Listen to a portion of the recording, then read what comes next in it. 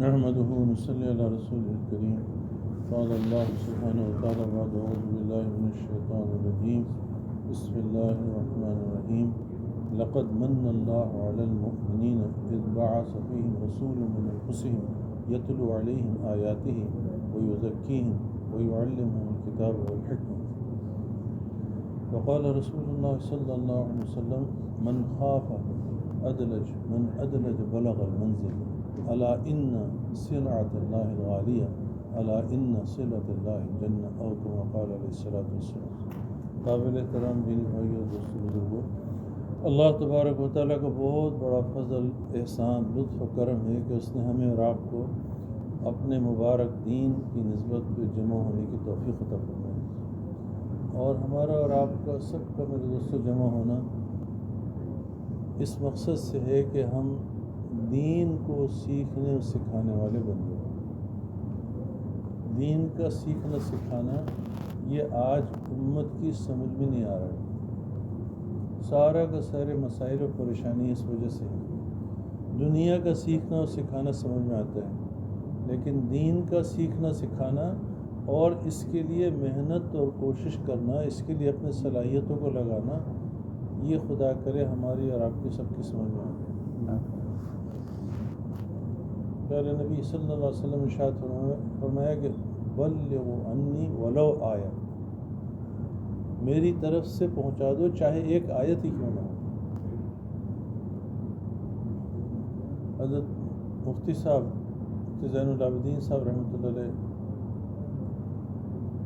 کے پاس بیٹھ کے ان کی زبان سے ہم نے سنا، مفتی صاحب نے عجیب بات فرمایا کہ آج لوگ ہمارے پاس اس کے لیے آتے ہیں کہ نماز کے مسائل بتا دو، اور روزے کے مسائل بتا دو، اور زکوٰۃ کے مسائل بتا دو، لیکن کوئی آ کے یہ نہیں کہتا کہ ایمان سکھا دو.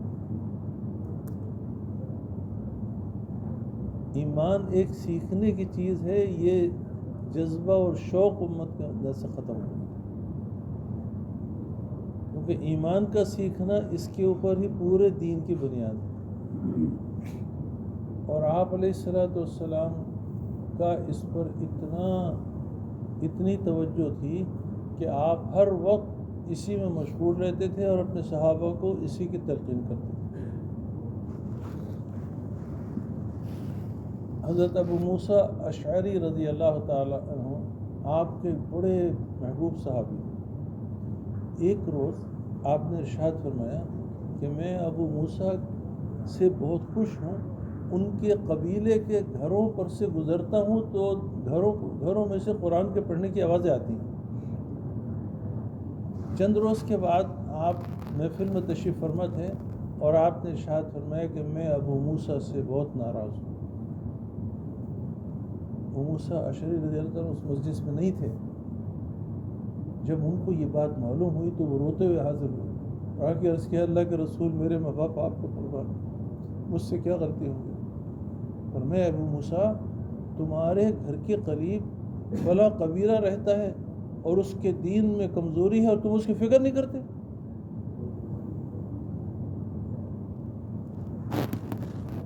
انہوں نے معافی مانگی اور عرض کیا کہ اللہ کے رسول، مجھے اتنا وقت دے دیجیے، میں انشاءاللہ ان کی فکر کروں. تو یعنی یہ فکر جو تھی وہ غالب تھی. آپ علیہ السلام نے اس فکر کو صحابہ کے اوپر غالب کر دیا کہ ایمان کا سیکھنا و سکھانا، ایمان کے نور کا آنا، اس کو ضرورت سمجھ لیا جائے. اور اس مقصد کے لیے بیٹھنا، اس مقصد کے لیے بات کا کہنا اور سننا، ہم سب میرے دوستوں بہت کمزور ہیں، بہت ضعیف ہیں، لیکن اللہ پاک کو بہت پسند ہے. اس پر اللہ کا بہت شکر ادا کرنا کہ کم سے کم اللہ تبارک و تعالیٰ نے اس مقصد کے لیے بیٹھنے کی توفیق عطا فرمائی. یہ اللہ کا بہت بڑا احسان ہے. اللہ کے ارادے کے بغیر ہم کچھ نہیں کر سکتے. وما تشاءون الا ان یشاء اللہ رب العالمین. اور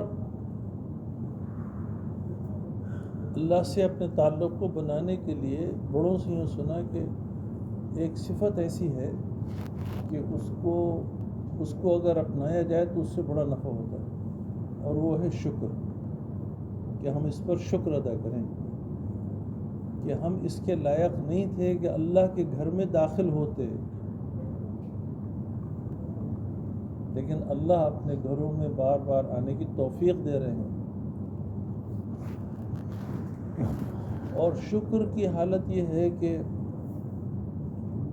یعنی دین تو بہت بڑی نعمت ہے، ہر وقت صبح سے لے کے شام تک اللہ پاک کی جن نعمتوں کو ہم استعمال کر رہے ہیں ہر وقت ان کا بھی شکر ہمارے اندر پیدا نہیں ہوا۔ ایک شخص نے کہا کہ دیکھو میرا جسم آپ کو بالکل صحیح سلامت دکھائی دے رہا ہے۔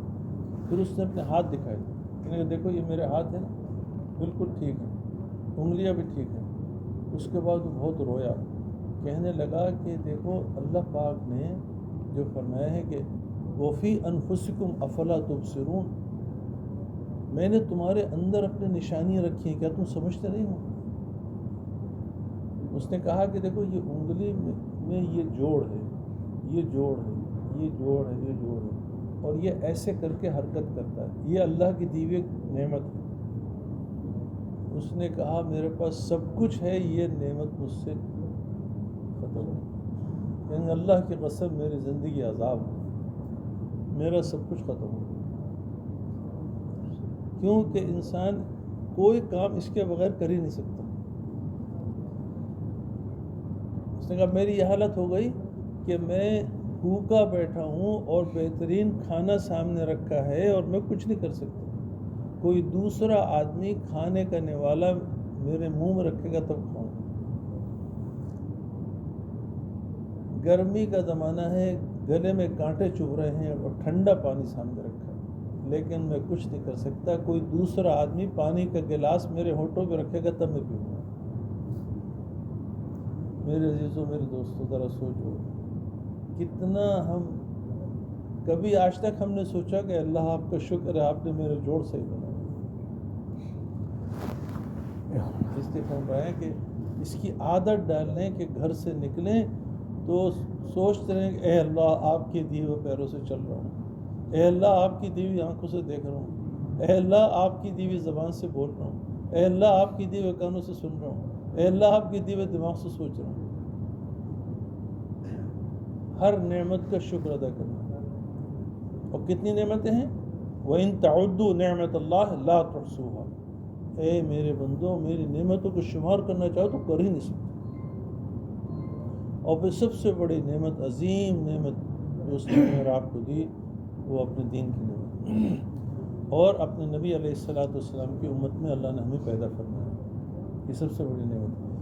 اس کا سب سے بڑا حق یہ ہے کہ ہم اپنے رب کی تعریف کرنے والے ہیں، اور اس کی ذات عالی کے یقین کو جیسا اس کا حق ہے اپنے دل کے اندر بٹھانے والے ہیں۔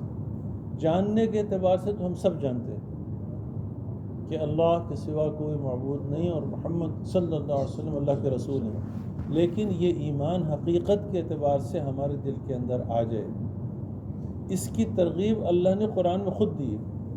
کیا چاہتے ہیں میں یا ایھا الذین آمنوا آمنوا، یہ کتنی بڑی بھاری بات ہے جو اللہ فرما رہے ہیں، اے ایمان والو ایمان لاؤ، اے ایمان والو ایمان لاؤ، وہ ایمان جو مجھے مطلوب ہے وہ لاؤ، یہ زبان والا ایمان نہیں۔ تو وہ ایمان ہمارے اور آپ کے سب کے اندر آ جائے میرے عزیز و میرے دوستو، اس کے لیے دعوت کی مبارک محنت ہے کہ ہمارا دل جو ہے 100% ہر وقت دل کے اندر صرف اللہ اللہ کے علاوہ کچھ نہیں۔ اس پوری کائنات کو اکیلے اللہ وحدہ لا شریک نے اپنی قدرت سے بنایا، ذرے سے لے کے جبریل علیہ السلام تک سب کو اللہ نے اپنی قدرت سے بنایا ہے، اور سب اللہ کے محتاج ہیں، اور اللہ پاک کی ذات بے نیاز ذات ہے۔ اس کائنات کا ایک ذرہ بغیر اللہ کے حکم کی حرکت نہیں کر سکتا، یہ کائنات اللہ کے احکامات میں جکڑی ہوئی ہے۔ کرنے والی ذات اکیلے اللہ وحدہ لا شریک ہے۔ کرنے کے اعتبار سے جتنی چیزیں ہمیں دکھائی دے رہی ہیں یہ سب مخلوق ہیں، سب مخلوق ہیں، کچھ نہیں کر سکتے۔ ساری کائنات کی حکومتیں، طاقتیں مل کے مجھے اور آپ کو اللہ کی قسم ذرہ برابر نفع نہیں پہنچا سکتے جب تک اللہ کا حکم نہ ہو، اور جب اللہ پاک حفاظت کرنا چاہیں تو کوئی نقصان نہیں پہنچا سکتا۔ اس لیے ہماری اور آپ کی زندگی ہر وقت 24 گھنٹے اس حال میں گزرے کہ اللہ مجھے دیکھ رہے ہیں، اللہ مجھے دیکھ رہے ہیں، اللہ مجھے دیکھ رہے ہیں، اللہ میری بات کو سن رہے ہیں، اللہ کو میرا حال معلوم ہے، اللہ کو میرے دل میں پیدا ہونے والے خیالات کی بھی خبر ہے۔ کیسے خبر رکھنے والے ہیں وہ؟ عجیب مثال دیتے، قرآن نے خود مثال دی کہ ہم بات کرتے ہیں تو بعض اوقات بات کرنے میں اپنے کسی ساتھی سے بات کر رہا ہوں تو بات کرتے کرتے میں یہ چاہتا ہوں کہ دوسروں کو میری اس بات کا علم نہ ہو، تو میں ایسے آنکھ سے اشارہ کرتا ہوں تاکہ وہ میرا ساتھی میری بات سمجھ جائے۔ اللہ پاک کہتے ہیں میں تمہارے اس اشارے کو جانتا ہوں، تمہاری آنکھ کی اس خیانت کو میں جانتا ہوں، اور تمہارے سینوں میں جو چھپا ہوا اس کو میں جانتا ہوں۔ ایسے جاننے والے، ایسے کرنے والے۔ میرے دوستو، اللہ کی اس طاقت، اللہ رب العزت کی عظمت، اللہ کی کبریائی، اللہ کی شان، اللہ کی قدرت، اللہ کی پاکی، اللہ کی بزرگی، اللہ کی وحدانیت، اللہ کی ربوبیت، اللہ کی عزت، اللہ کا خوف، اللہ کی ہیبت کہ وہی اول ہے، وہی آخر ہے، وہی ظاہر ہے، وہی باطن ہے، وہ مالک الملک ہے، وہ کائنات کا بادشاہ ہے، وہ احکم الحاکمین ہے، وہ سلطان السلاطین ہے، وہ مشرق اور مغرب کا مالک ہے، لا الہ الا اللہ، اس کے علاوہ کوئی نہیں۔ اس کا یقین ہمارے دلوں کے اندر آنا یہ ہماری سب سے بڑی حاجت و ضرورت ہے، اور اس کے آنے کے بعد پھر سارے کام آسان ہوتے ہیں، اور اللہ کے خزانوں سے، اللہ کے بے شمار خزانے ہیں، ان خزانوں سے فائدہ اٹھانے کا سب سے بڑا طریقہ پیارے نبی صلی اللہ علیہ وسلم کے طریقے ہیں۔ جو اللہ کے خزانوں سے براہ راست فائدہ اٹھانا چاہتا ہے وہ آپ علیہ السلام کے طریقوں پر چلنے والا بن جائے۔ اس کے لیے ہم اللہ کے راستے میں نکلتے ہیں، اور اللہ کے راستے میں نکلنا جو ہے میرے دوستو ایک بہت بڑی نعمت ہے، اس لیے اس کی قدردانی کرنی ہے۔ اس کے لیے فرماتے ہیں ہمارے بڑے کہ جن لوگ اللہ کے راستے میں نکلے ہیں، سب سے پہلی بات تو یہ ہے کہ ان کے دل کی نیت صحیح ہو جائے۔ انما الاعمال بالنیات، اعمال کا دار و مدار نیتوں پر ہے، تو ہماری نیت سب کی نکلنے کی یہ ہو کہ میرا نکلنا میری اپنی ذات کی اصلاح کے لیے۔ جس نے یہ نیت نہیں کی میرے دوستو وہ بہت بڑے نقصان میں ہوگا۔ جس نے یہ نیت نہیں کی وہ اگر لوگوں سے دین کی بات بھی کرے گا اور لوگ اس کی بات کو قبول بھی کر لیں گے تو ہو سکتا ہے کہ اس کی بات سے دوسروں کو نفع پہنچ جائے لیکن خود محروم رہے گا۔ اس لیے سب سے پہلے اس کی نیت کرنی ہے کہ میرا نکلنا میری ذات کی اصلاح، میں محتاج ہوں، میں محتاج ہوں کہ اللہ کی ذات عالیہ کا یقین میرے دل کے اندر بڑھے، اللہ کی محبت میرے دل کے اندر آ جائے، اللہ کے نبی علیہ السلام کے طریقوں پہ چلنے کا شوق میرے دل کے اندر آ جائے۔ تو ایک تو یہ نیت ہو، اور دوسری نیت یہ کہ اللہ پاک نے ہمیں اور آپ کو اپنے نبی علیہ السلام کی امت میں پیدا فرمایا ہے اور ہمارے اوپر ذمہ داری رکھی ہے۔ ہمارے حضرت مولانا ابراہیم صاحب بار بار اس بات کو فرماتے ہیں کہ دعوت کے کام میں جو ہیں وہ دو باتیں ہیں، ایک یہ کہ یہ ہماری ضرورت ہے اور دوسرا یہ کہ یہ ہماری ذمہ داری ہے۔ ضرورت اس لیے ہے کہ اس کے ذریعے سے، اس کام کے ذریعے سے ہمارے اندر وہ صفات پیدا ہوں گی جو صفات اللہ کو مطلوب ہیں، اور جن صفات کے آنے پر اللہ کام لینے کا ارادہ فرماتے ہیں۔ بڑے حضرت جی مولانا الیاس صاحب رحمۃ اللہ فرماتے تھے کہ بھائی دیکھو یہ کام کیا نہیں جاتا، کام لیا جاتا ہے۔ ہم اور آپ کام نہیں کر سکتے، اللہ کام لیں گے، اور کام اللہ اس سے لیتے ہیں جو محنت کر کے اپنے اندر صفات پیدا کرے. تو اس لیے جو ہے اپنے اندر صفات پیدا کرنا. یہ 4 مہینے اور 8 مہینے اور 1 سال لگانا مقصود نہیں ہے، اس سب کے ذریعے سے اپنے اندر صفات پیدا کرنا مقصود ہے. اس لیے اپنا محاسبہ کرتے رہنا ہے کہ میرے اندر کتنا اللہ کا تعلق پیدا ہو رہا ہے، میرے اندر آپ علیہ السلام کے طریقوں پر کتنا میں چل رہا ہوں، میری نماز کی کیا کیفیت ہے، میں نے اتنا وقت اللہ کے راستے میں لگایا، کیا میری نماز بن گئی. آج ہم بزرگوں سے دعا کراتے ہیں، بزرگوں سے دعا کرانا بہت بڑی نعمت ہے، لیکن اللہ اکبر، حدیث میں آتا ہے کہ اللہ کا بندہ 2 رکعت نماز پڑھتا ہے اور اچھی طرح سے دھیان توجہ کے ساتھ خشوع اور خضوع کے ساتھ نماز پڑھتا ہے، تو جب وہ نماز سے فارغ ہو جاتا ہے تو یہ نماز اس کو دعا دیتی ہے، اے اللہ کے بندے جیسے تو نے میری حفاظت کی، اللہ تیری بھی حفاظت کی. یہ کتنی بڑی دعا ہے. اس دعا کو حاصل کرنے کے لیے اپنی نماز پہ محنت کرنی، اپنی نماز میں دھیان و توجہ پیدا کرنی. اس کے لیے ہم اللہ کے راستے میں نکلیں. اسی اللہ کے راستے میں نکل کے فرمایا کہ اپنے اوقات کی حفاظت کرنی.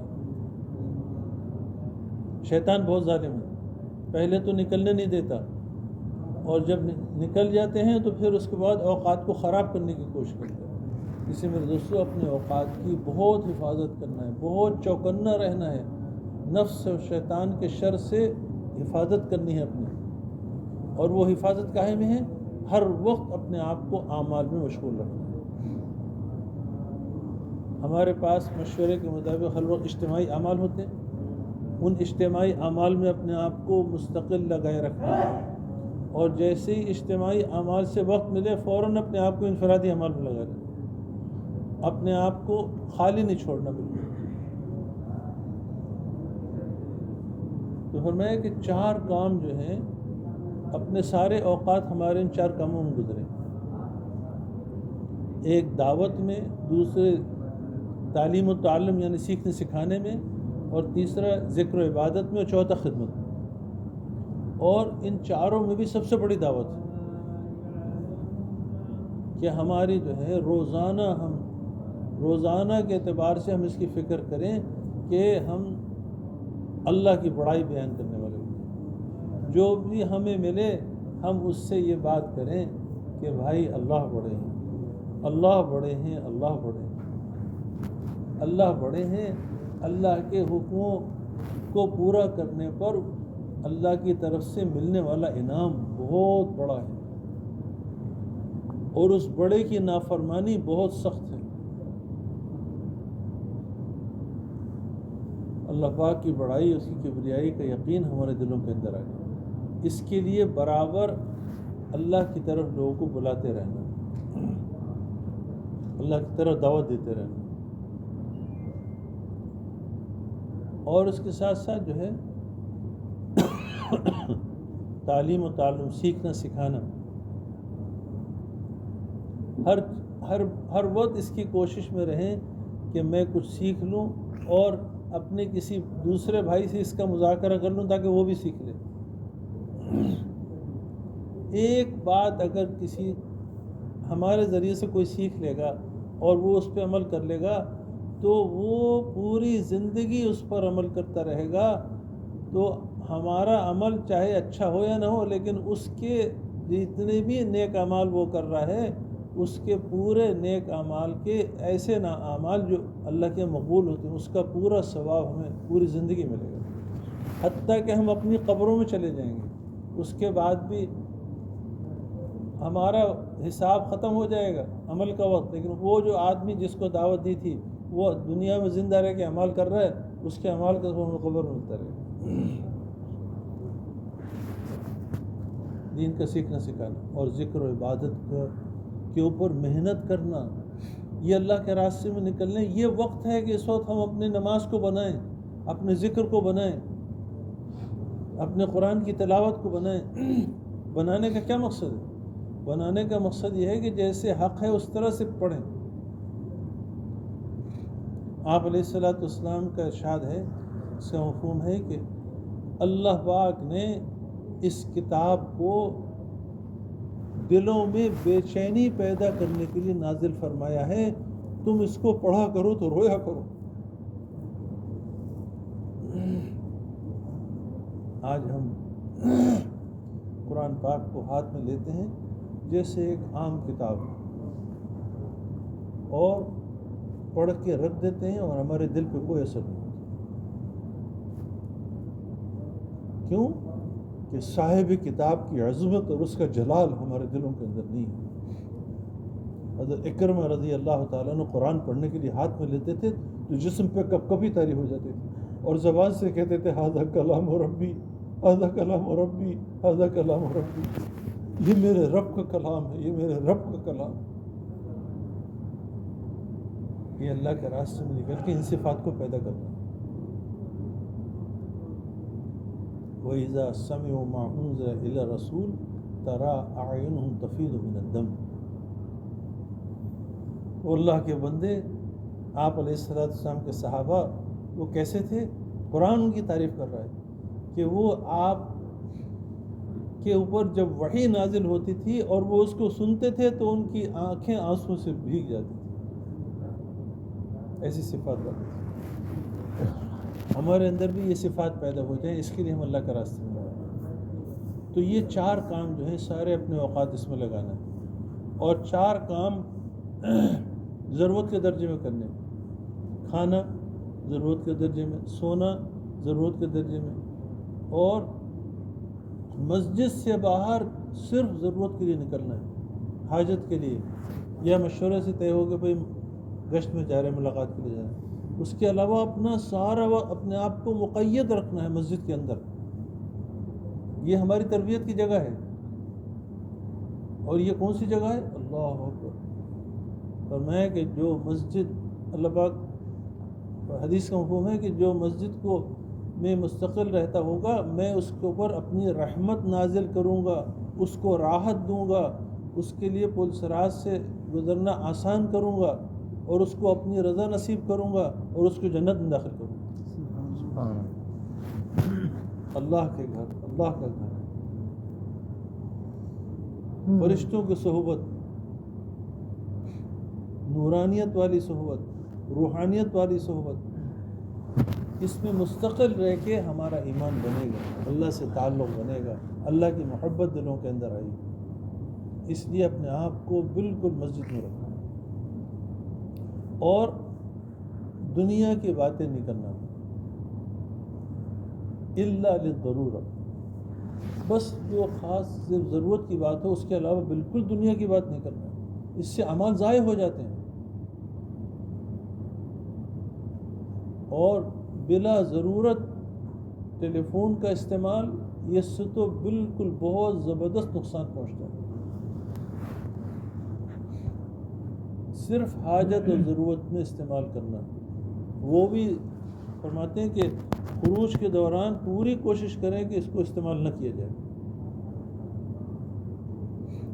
اور اس کے ساتھ ساتھ جو ہے فرمایا کہ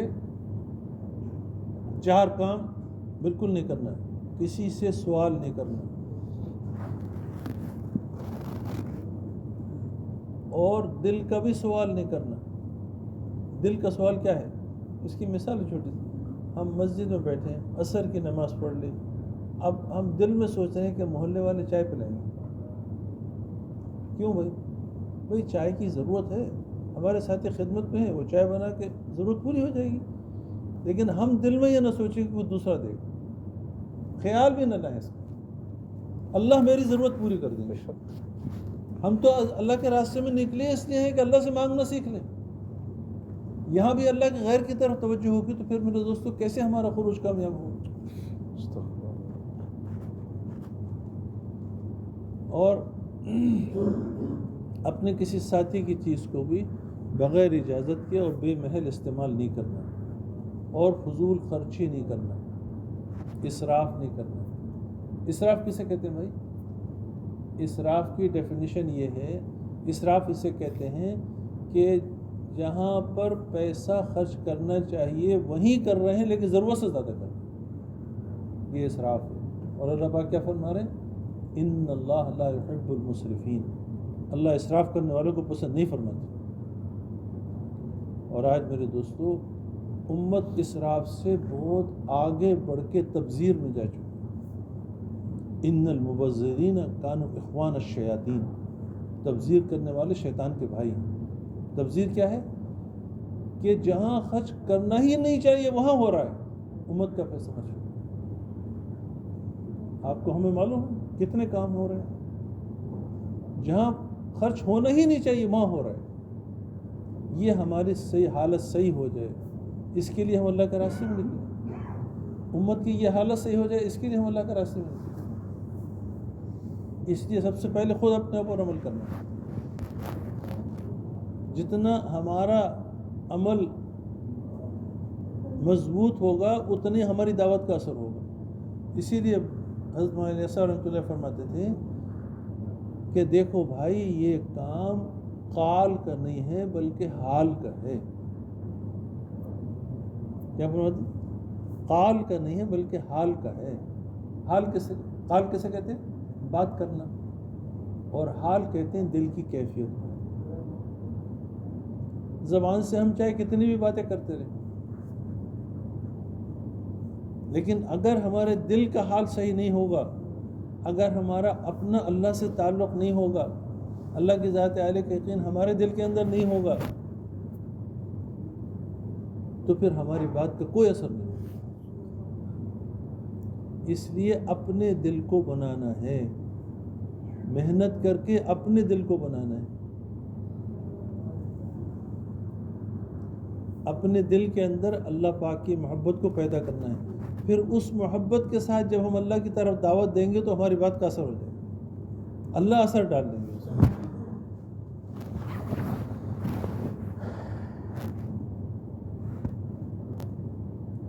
ایک عجیب بات مجھے یاد ہے، اس میں سوچا تھا کہوں یا نہ کہوں، لیکن بہت اچھی بات ہے، آپ کو سنا دیتا ہوں، ذرا دھیان سے سنیے۔ وائس کسے کہتے ہیں؟ واز کرنے والے کو وائس کہتے ہیں۔ تو ایک شاعر نے عجیب بات کی، بڑی پیاری بات۔ واعظ کا ہر ایک ارشاد بجا، تقریر بہت دلچسپ مگر۔ واعظ کا ہر ایک ارشاد بجا، تقریر بہت دلچسپ مگر، آنکھوں میں سرور عشق نہیں، چہرے پہ وفا کا نور نہیں۔ کیا فائدہ ہو؟ یہ باتیں ہیں، بہت لوگ باتیں کر رہے ہیں، ہم بھی باتیں کر رہے ہیں۔ اس لیے میرے دوستو، اللہ کے سامنے خوب رونا ہے، محنت کرنا ہے اور رونا ہے۔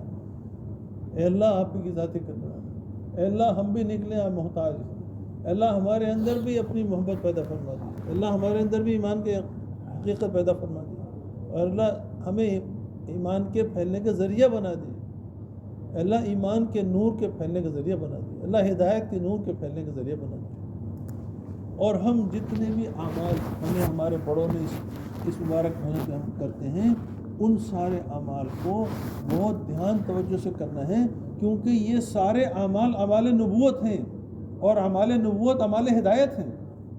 تعلیم کا حلقہ یہ مسجد نبوی والا عمل ہے، گشت آپ علیہ السلام والا عمل ہے، دعا آپ علیہ السلام والا عمل ہے۔ یہ اعمال نبوت ہیں، اعمال نبوت اعمال ہدایت ہیں۔ اس لیے اللہ کے راستے میں نکل کے دھیان توجہ کے ساتھ ان اعمال میں لگنا ہے۔ تو یہ ان سارے اعمال کی پابندی کرنی ہے، اور اس کے ساتھ ساتھ لا یعنی سے بچنا ہے۔ کوئی لا یعنی بات نہیں کرنا۔ شیطان بڑا ظالم ہے، مسجد میں بیٹھ کے بھی باتیں کراتا ہے، ہاں وہ فلاں تو ایسے ہیں، فلاں نے یہ کیا، بس مسجد میں بیٹھ کے مسجد میں بیٹھ کے غیبت شروع ہو جاتی ہے۔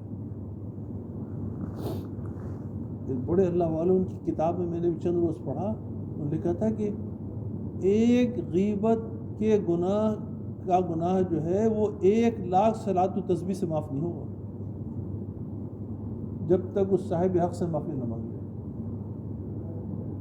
اس لیے کتنا اس سے اپنے آپ کو بچانا ہے، کتنی فکر کرنی ہے اس کی۔ اور بھائی میرے دوستو، ہم اللہ کے راستے میں نکلے ہیں اپنی تربیت کے لیے، اور ہماری تربیت اس بات میں ہے کہ ہم اپنی مرضی کو چھوڑ دیں۔ مشورے سے ایک بھائی کو جماعت کا ذمہ دار بنا دیا جاتا ہے، اس بھائی کی اطاعت کے ساتھ چلے، کوئی کام بغیر جماعت، اور ہمارے یہاں ذمہ دار حاکم نہیں ہوتا، خادم ہوتا ہے۔ اس لیے کوئی کام بھی جو ہے جماعت کے ذمہ دار کے بغیر پوچھے کوئی کام قطعاً بالکل نہیں کرنا۔ اطاعت کے ساتھ چلنا، مشورے کے ساتھ چلنا، اور مجاہدے کے ساتھ چلنا۔ تھوڑی کوئی آج کل کوئی ایسا خاص مجاہدہ نہیں ہے، لیکن پھر بھی ذرا سی کوئی مجاہدہ آ جائے اس کو برداشت کرنا، اللہ کے لیے برداشت کرنا، اور اپنے اجتماعی اعمال کی فکر کرنا، اور اس کے ساتھ اپنے انفرادی اعمال کی فکر کرنا۔ ہماری تسبیحات، ہمارے نمازوں کو بنانا، تکبیر اولیٰ کے ساتھ نماز کا پڑھنا، اور راتوں کو تہجد پڑھنے کی عادت ڈالنا، اور اپنی تسبیحات کی فکر کرنا۔ جیسی تسبیحات ہم پہلے پڑھتے تھے ویسی تسبیحات ہم اللہ کے راستے میں پڑھ رہے ہیں، ایسا نہ ہو۔ دھیان توجہ کے ساتھ تسبیحات کا پڑھنا۔ کیسے پڑھنا؟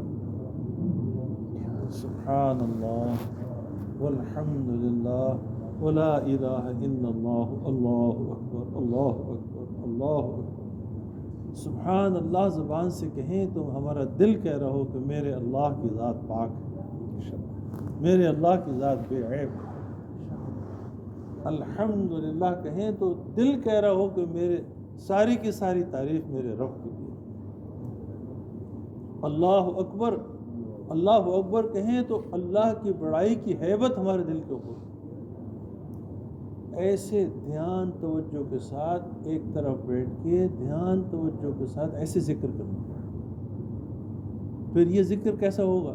جب ہم ایسے ذکر کریں گے میرے دوستو، یہ ذکر ہماری زندگی کو نورانی بنا دے گا، ہمارے دل کو نورانی بنا دے گا، حتیٰ کہ یہ ذکر ہمارے چہرے کو نورانی بنا دے گا۔ اور یہ ذکر معین و مددگار ہوگا نماز میں دھیان و توجہ آنے کا۔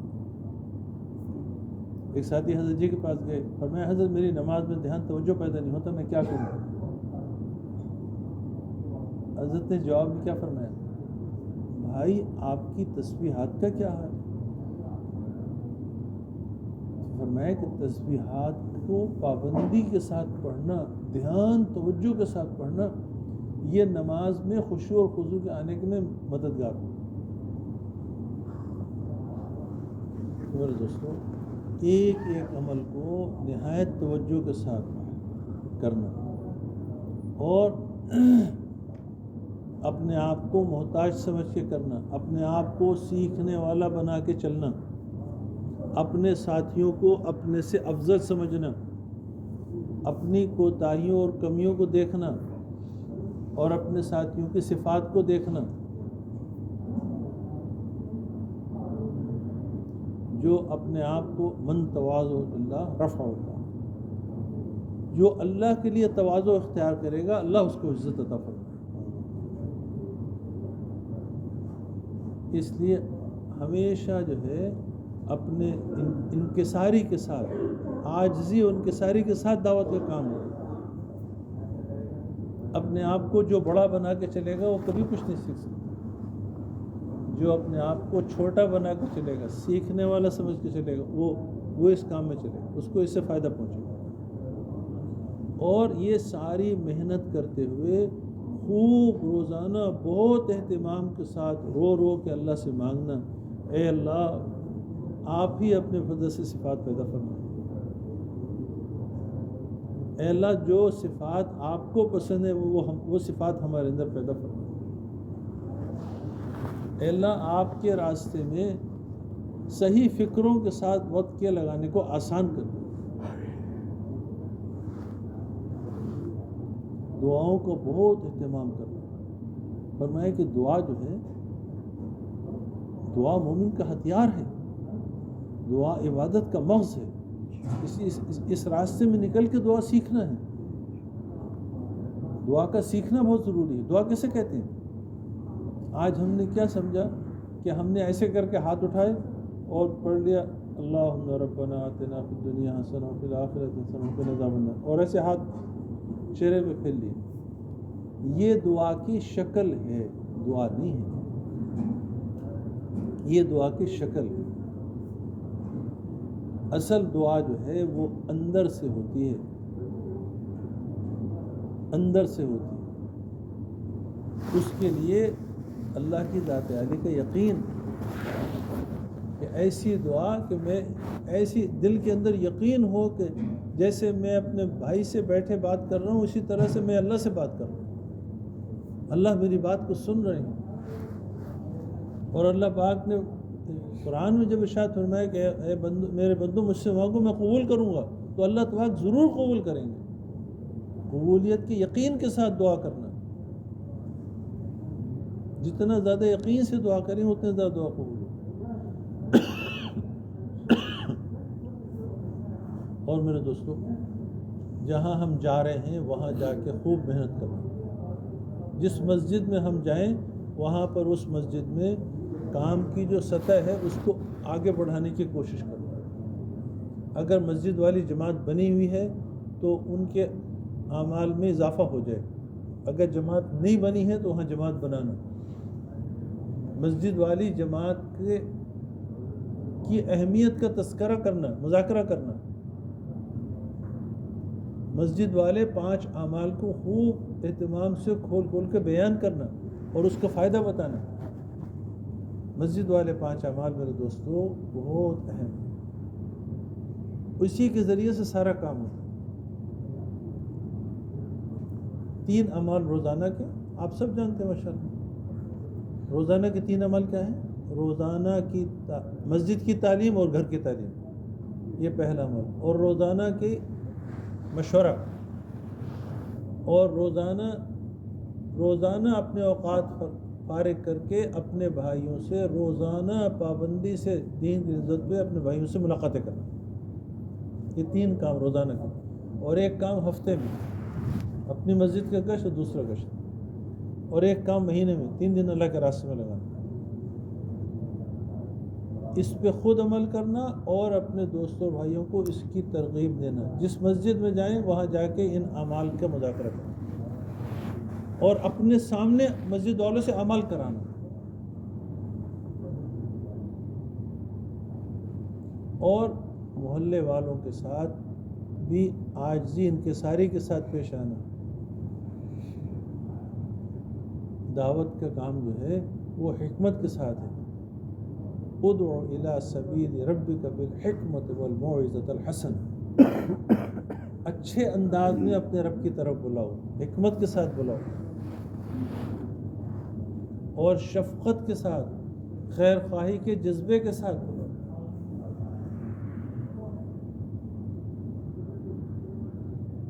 کسی کی برائی سے تو ہمیں نفرت ہو لیکن اس سے نفرت نہ ہو، کیونکہ وہ ہماری طرح ایک انسان ہے، بیچارہ برائی میں پڑ گیا.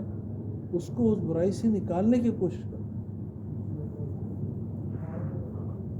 اس کو مسجد میں لانے کی کوشش فکر کرو،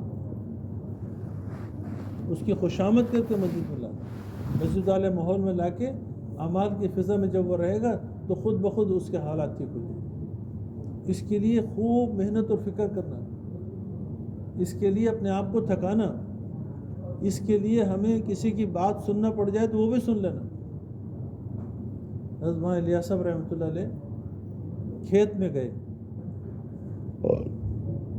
جہاں کسان کھیتی کرتے، اور ایک کسان ہل چلا رہا تھا. اس سے جا کے کہا کہ بھائی مسجد چلو. وہ اپنے کام میں مشغول رہا. ایک بار کہا، 2 بار کہا، 3 بار کہا، تیسری بار جو مولانا نے یہ کہا اس نے اتنی زور سے مولانا کو تھپڑ مارا کہ مولانا بیچارے کمزور آدمی نیچے گر گئے.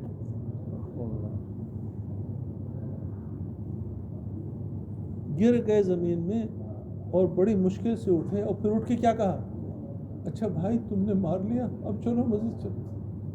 بس یہ جو کہا ہے تو وہ تھر تھر کانپنے لگا، پیروں میں گر گیا، بولے مجھے معاف کرو، مجھے معاف کرو.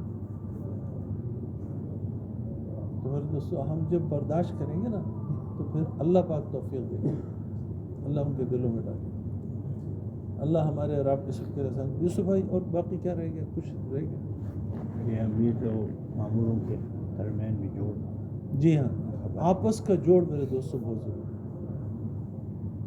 جو جماعت آپس میں جڑی ہوئی ہوگی اللہ اس سے کام لے گا، اور شیطان اس میں رخنہ ڈالتا ہے. ساتھ میں چل رہے ہیں، اپنے ساتھی ہیں، لیکن شیطان کوشش کرتا ہے کہ ان آپس میں اختلاف ہو جائے. ایک بار ہم محلہ کے راستے میں نکلے ہوئے تھے تو رات کو سونے کے لیے لیٹ گئے اور وہ ایک ساتھی کتاب پڑھ رہا تھا، وہ اس نے لائٹ جلائی ہوئی تھی. اب دوسرے ساتھی ناراض ہو کہ لائٹ کیوں جلائی ہوئی، حالانکہ لائٹ چھوٹی تھی. اس نے کہا کہ مجھے تو بغیر کتاب پڑھی نہیں آتی، اور اس پہ اختلاف ہوگا.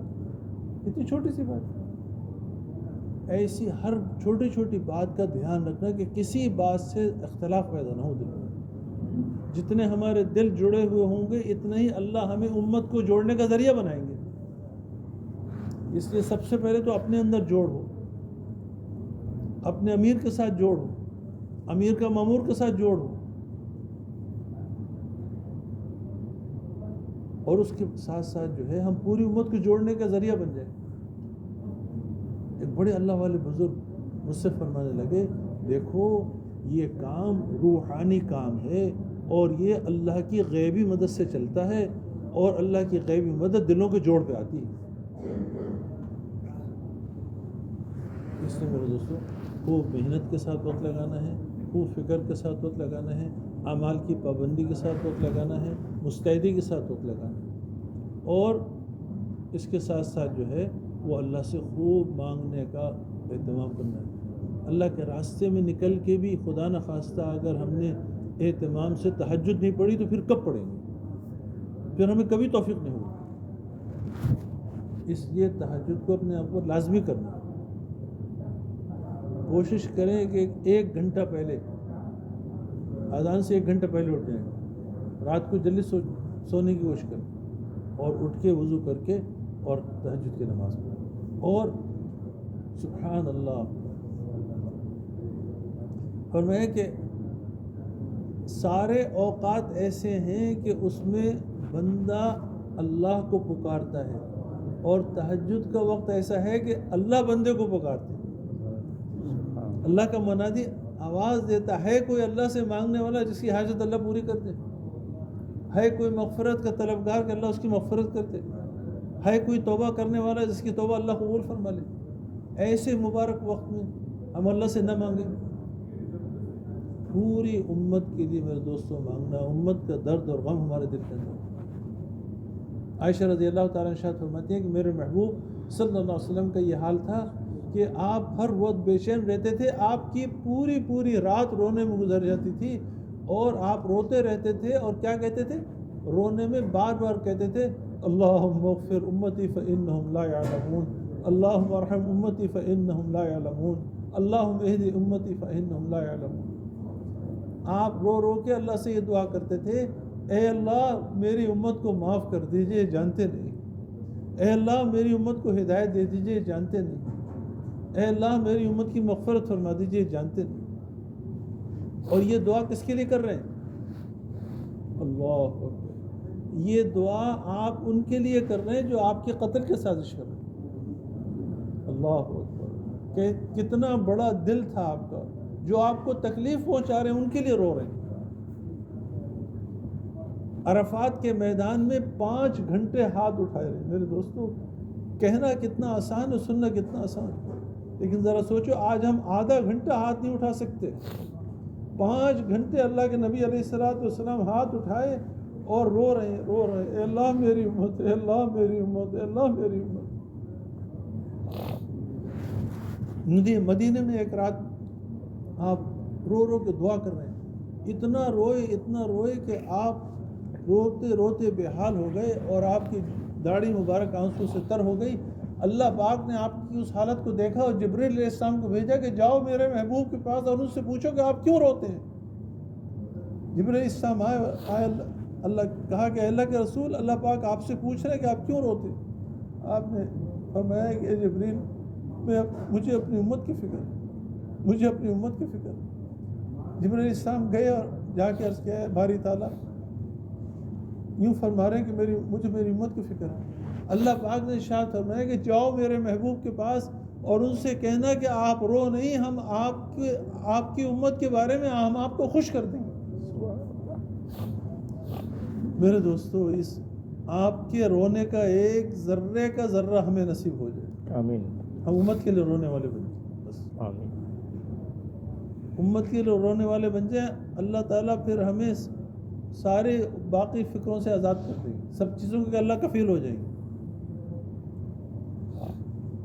اس لیے دوستو خوب محنت کے ساتھ، خوب اللہ کے تعلق کے ساتھ اوقات کو لگانا ہے اور پوری امت کے لیے، پوری انسانیت کے لیے، آپ علیہ السلام کی امت میں یعنی جو ایمان والے ہیں ان کے لیے تو یہ دعا کرنا ہے کہ اللہ ہر ایمان والے کو داعی بنا دے، آمین، خود بھی دعوت دینا ہے اور دوسروں کو داعی بنانا ہے، اور جن تک ابھی تک جنہوں نے ایمان نہیں قبول کیا ان کے لیے بھی اللہ سے مانگنا ہے کہ اللہ ان کو بھی دوزخ کی آگ سے بچا دے، ان کو بھی ایمان میں داخل فرما دے، ان کے لیے بھی اللہ سے مانگنا ہے۔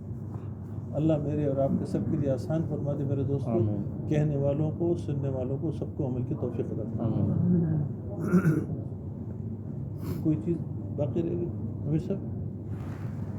اجتماعی اعمال جو 8 اعمال ہیں اس کے اندر ساتھی اجتماعی اعمال پورا بتائیں، لیکن یہ ہے جو جوڑتے رہیں گے تو پھر آگے اور اس کو مذاکرے بھی کرتے رہیں، ہاں سارے اعمال کا مذاکرہ بھی کرتے ہیں، مذاکرہ کریں گے تو پھر یہ آدمی وہ چوکن کے رہتے ہیں، جی مذاکرہ نہیں کرتے تو پھر ساتھی جو ہے اعمال کا مذاکرہ میرے دوستوں بہت ضروری ہے، ہر جو عمل کرنا اس کا مذاکرہ، تو مذاکرے کے ذریعے سے جو ہے وہ اپنے آپ کو یاد دہانی ہوتی ہے، ساتھیوں کی یاد دہانی ہوتی ہے۔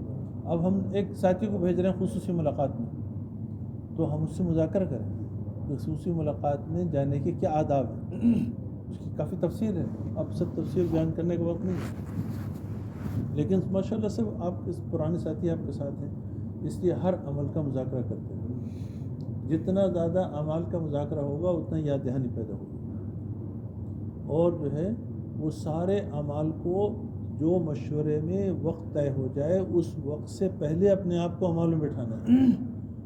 مشورے میں طے ہو گیا کہ بھائی تعلیم 9 بجے شروع ہوگی، اب ہم 9 بجے وضو کرنے جا رہے ہیں، نہیں ایسا نہیں، بلکہ وہ جو وقت طے ہوا ہے اس سے 5-10 منٹ پہلے ہم اپنے آپ کو جا کے ہم حلقے میں بیٹھ جائیں، اس کو اہتمام کریں۔ سارے اجتماعی اعمال جو ہیں یہ ہمارے اندر نورانیت پیدا کرنے والے ہیں، اور اس کے ساتھ ساتھ جو ہے وہ انفرادی اعمال سے اللہ استقامت عطا فرماتا ہے۔